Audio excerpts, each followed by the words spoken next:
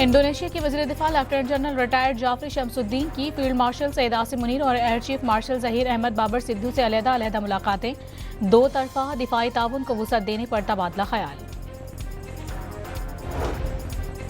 Iran में पुरतशद्दुद मुजाहिरों पर काबू पा लिया गया, मुल्क भर में इंटरनेट की बहाली शुरू हो गई।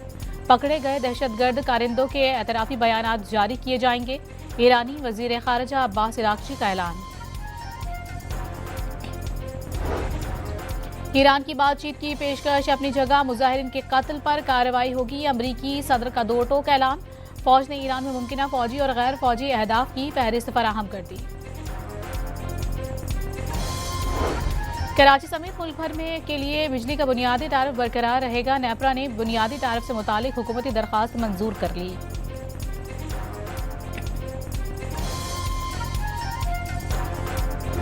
पाक अफगान तोरखम सरहद पर असलहा स्मगल करने की कोशिश नाकाम। अफगानिस्तान से आने वाले ट्रक के खुफिया खानों से बड़ी तादाद में गोलियां और गोला बारूद बरामद।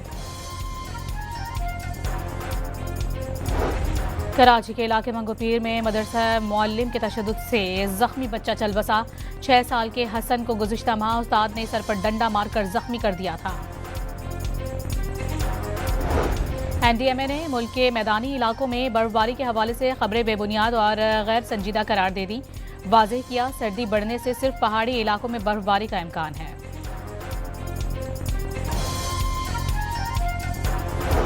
और लाहौर इस्लामाबाद मोटरवे M2 धुंध की वजह से बंद। लाहौर सियालकोट मोटरवे M11 काला शाह काकू से संबड़ियाल, जबकि M3 फैसपुर से जड़ावाला तक बंद कर दी गई।